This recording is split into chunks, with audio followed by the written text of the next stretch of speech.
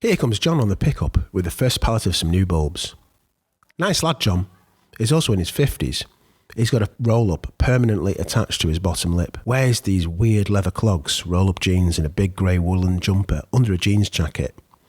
I've never seen him wear any other clothes in all the seasons I've done here. He's a good chap, regardless of what he's wearing. He knows, we all know, we're on a cushy one in here. And it's 4 weeks until Christmas. A new variety then, so let's allow the machine to wash itself through. The two lads at the other end of the machine will be glad of a couple of minutes break. They put the wash bulbs into the crates full of fresh soil, so they'll need time to stretch their backs before the new batch. That's the code we work to, and I'm the youngest here, so I do the listening.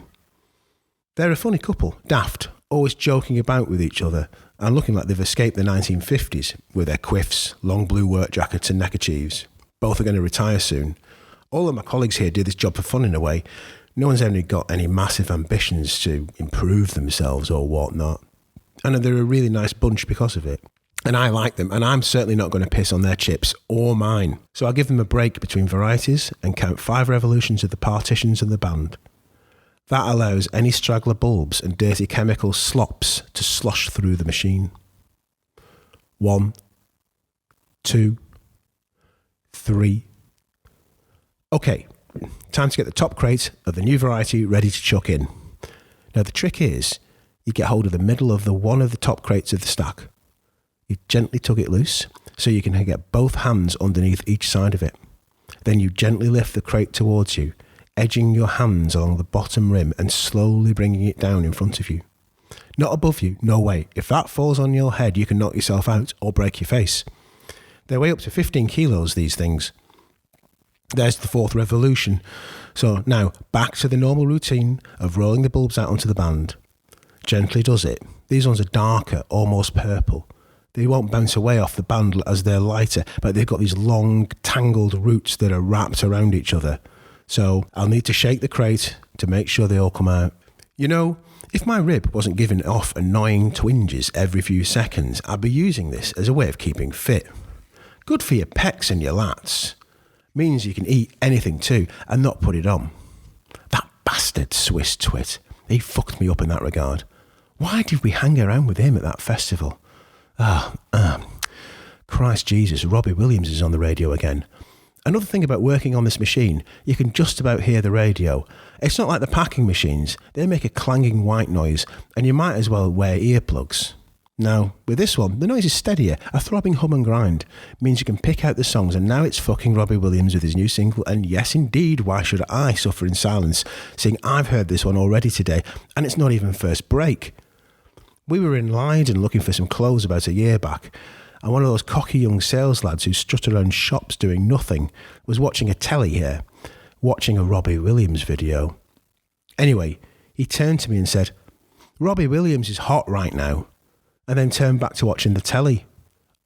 Oh, to be so settled in your opinions. And what are you doing working in a shop and not serving your customers? I never understand that behaviour over here. At least Williams is better than Christina Aguilera and that song Beautiful. Beautiful, my royal English arse. You don't want emotions in factories, especially when they're warbled at you 10 times a day through a fucking tannoy. You try packing a lorry to that. Or that new group, Arctic Monkeys, growling on about being hard and northern and proletariat, and "E by gum, I use the outside net is me, and I eat chips for tea." All that stuff DJs spout about them being signed directly from MySpace, as if that's the future of pop music. There is no future of anything in a factory. There's only next break. And to my mind, there's nothing worse than listening to someone glamorising the working class and everyday life when you have to stamp your boots to keep the cold out and there are welts on your hands from the splinters and the bulb chemicals. I'd like to see them in here, this massive, gloomy hall standing next to this chugging 30-foot green metal sausage of a machine, sucking lilies out to be cleaned and then put back into plastic crates full of soil at the other end.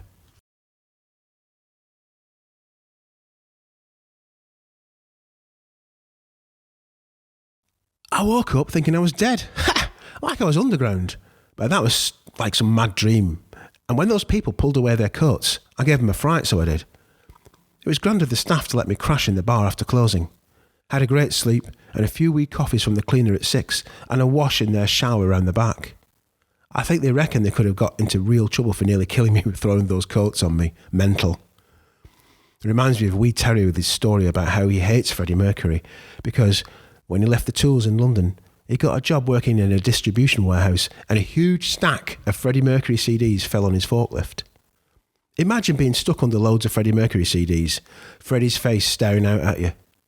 The forklift was at an angle, so they had to go really slow to get him out.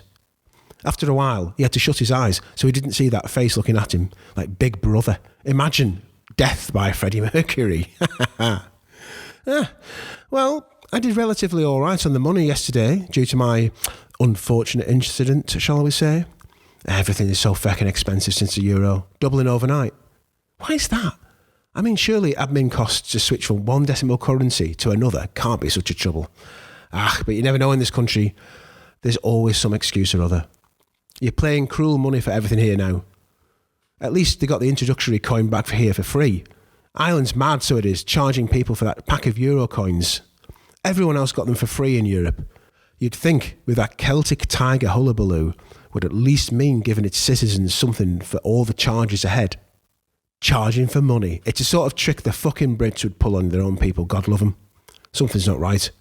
My sis back home, she's got a job she's hardly qualified for in an architect's office. Great pay and all that, but it can't last.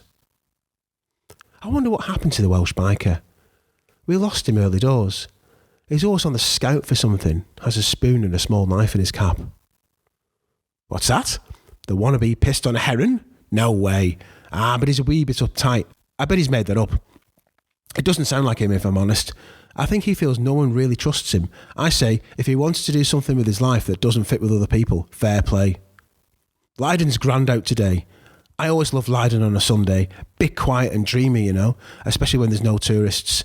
People on the way to church, walking with the families. It's lovely. I wonder, who's up for a pint?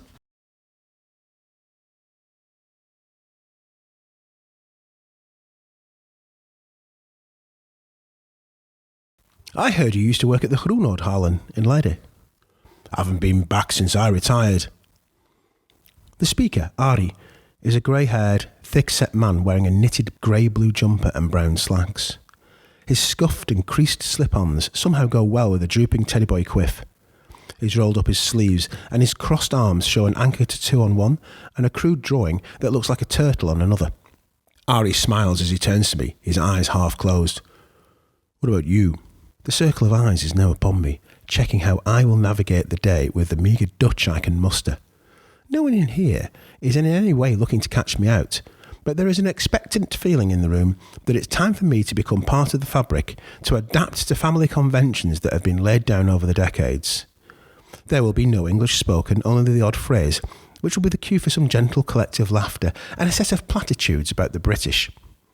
For the next couple of hours, I am expected to make mistakes with the 100 or so Dutch words already under my belt and smile like an ingenue when I cock up. I can add small gambits or openings for others to talk about, but no major deviations from a well-thumbed script. References to alternative sources of knowledge will get you nowhere and dismissed as adolescent showing off. So, no history of Wellington's Peninsula Campaign or the origins of Acid House. For my part, I would be very likely to be asked about the recent death of the Queen Mother and the reactions of the British population to its wider royal family. Luckily, my partner will step in to translate and smooth over any misunderstandings. I haven't been often, just sometimes next door to the Leger dump to get desert boots for work. Well, we've all been told you like music. You know, they used to have really big shows in there in the 1980s. Queen and Dire Straits and Golden Earring and other big bands. Not my music, really. I really liked Corrie and the Rekels and Freddie Quinn. I don't have much time for new sounds, but Connie was there to see Joe Cocker, and she fainted. She had to be carried out on people's shoulders. Arie laughs, rocking from side to side in his chair. Connie looks across the company and giggles. Oh, yes, that was what to say? Oh, my, I was so embarrassed afterwards. It's not me at all.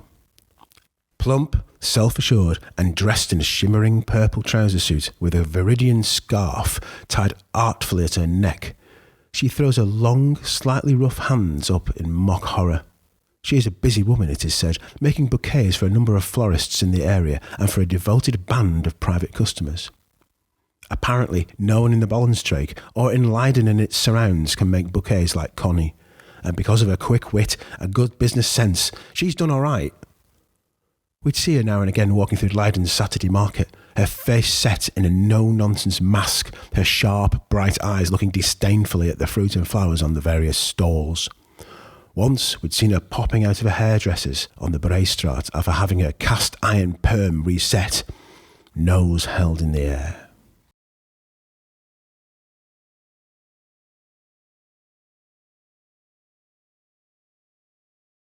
Fuck's sake, I forgot to bring a book. Too stressed out about those fucking Greeks not dealing with those letters from the Chak. And fuck, I forgot those two. I could have brought some of them and made a start with the council or whatever. Better to do that on the first day or two. Now I'll just have to sit her outside and listen to the piss talk during breaks. It's going to be either listening to competitive piss about what people did in Goa or Thailand, or whinging made-up piss about fucking Iraq, or boring piss about what the Dutch lads did at the weekend with their families. And fuck, the kids are still on the school holidays, so those little bastards will be driving us all mad for at least a fortnight. I hope we get some intelligent people coming in this season. I think I'll just have a snooze after dinner, catch up with some kip from last night. You know, it's weird. You get involved in some fantastic conversations when new people come in, but I'm not really sure how long this is all going to last, if I'm honest. Things feel like they're breaking up. We're getting more Poles in the bulbs and they don't speak much English, so you can't really talk. Nice people, but they stick to themselves, and I understand that. They work hard too, and that means that the Thereabouts is going to take more on over time. Now, it's against anyone's mind, apart from those fuckers who try to push their religious and imperial shit down your throat. Live and let live at a distance, that's what I say. But it's not easy to live here now, and the fucking prices are going up because of that fucking euro. No one's going to tell me that wasn't a stealth tax on the country.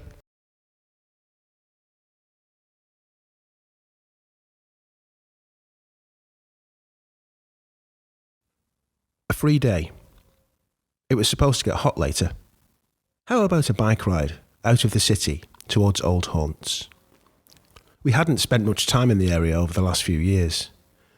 Packing a flask and a few sandwiches, more out of habit than anything else, we set out on the 40-something minute run northwards. An uneventful journey, navigating by instinct and unspoken impulse more than any plan, led us towards Lissa. We found ourselves in familiar territory, though neither of us felt we wanted to be there. How many times had we both cycled this particular route? Thousands it must be. Here was Achterweg Zuid, a winding road still displaying the warning side of a zachte berm, with the tall trees and small canals on either side, adding a painterly quality. A serene, even sensual spot, one we used to take in quickly trying to imbibe the sense of calm it gave before the working day with its multiple petty injustices and frustrations took hold. Those trees and surrounding fields, full of tulips in spring, lulled you into a false sense of tranquility, probably why there were so many accidents there. We took a right and swung into the factory complex, with the newly renovated garden centre on our left.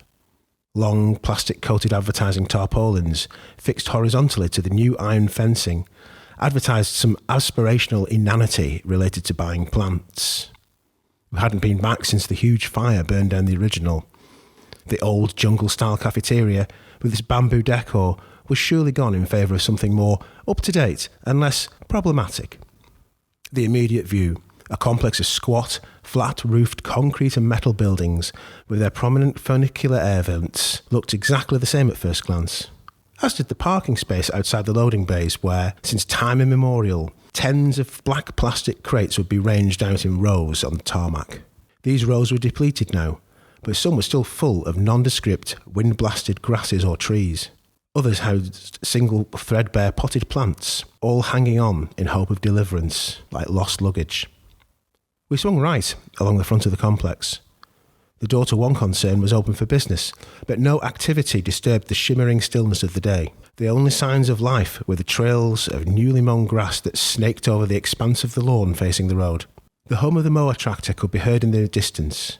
We caught sight of a bald man in a t-shirt and shorts, perched stiffly on the machine, looking like some wooden effigy held aloft in a procession. His specs flashed as they caught the sunlight. Was it the same guy? This must be the caretaker who would pop into each of the complex's canteens and moan about the state of the country to affirming grunts. Meer rechts was his answer to everything back then in the noughties. Or was I misquoting him? More probably, the meer rechts stick came from the cleaning lady, stolid and seemingly perma-frozen in a state of youthful middle age. She'd have a brew with us before leaving that she would continually whisk with one of those ubiquitous thin, white plastic stirring sticks. Then she would stare at the disturbed surface of the liquid as she'd repeat her mantra, maybe as a way of hypnotising us into complying with her worldview. Well, whoever it was, they got what they wanted. We dismounted in front of the old bike shed next to the main hall of an abandoned unit, a structure which once housed our main source of employment. No one had parked here for years. Shed was in good nick though, as the wood showed no real signs of weathering.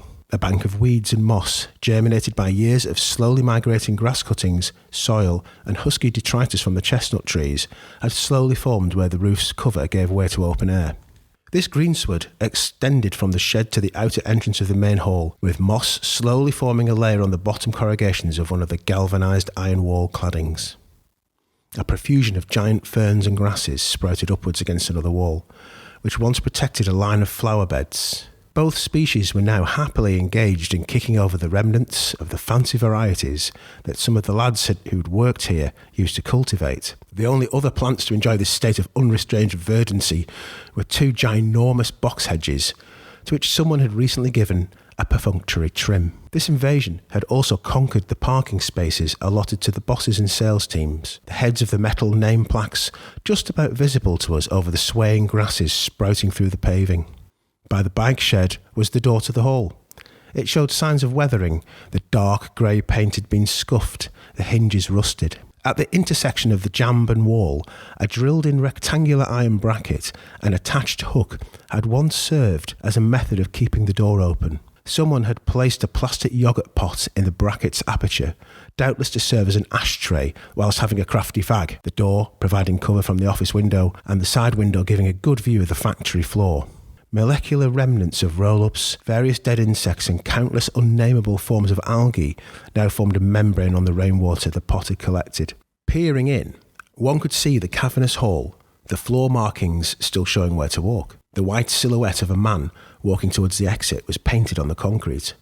A long man of Wilmington, deciding finally to break his original state of suspense and leave through another portal, but frozen yet again in the act of escape. The patina of dried rain and cobweb residue on the windows felt familiar, its layering a reminder of the hours spent covered in a film of agrochemical shit and a local atmosphere of sweat, dust and changeable weather.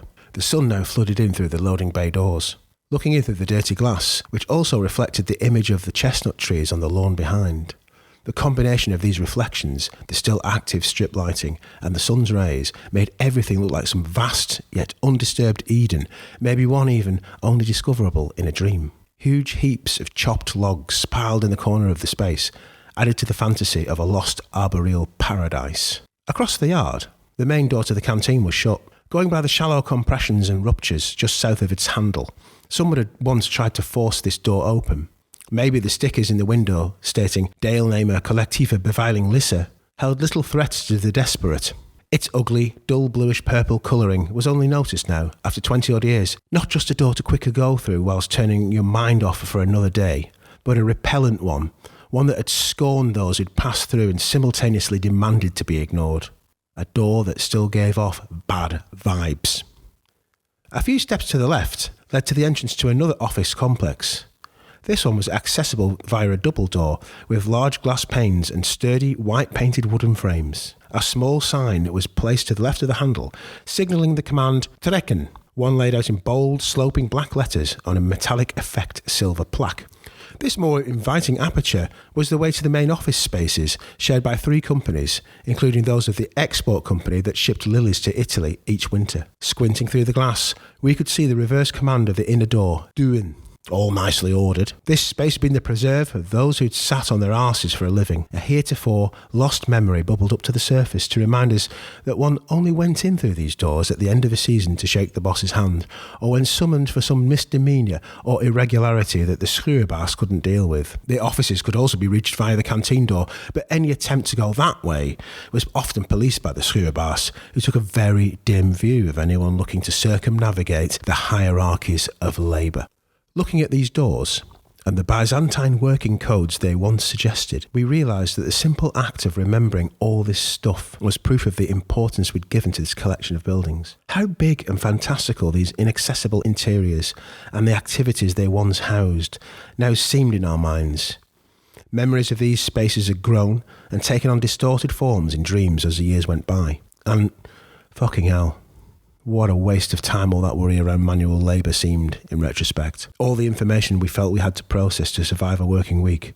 All the people we needed to impress. The false sense of trust that you, scraping around the lower reaches of the employment barrel and wondering what your life held in the next week or month, or in the unfolding of the years ahead, transferred to those others who would sense the power you had given them, but not really understand why you gave it, or how they could use it, and consequently resented you for that act.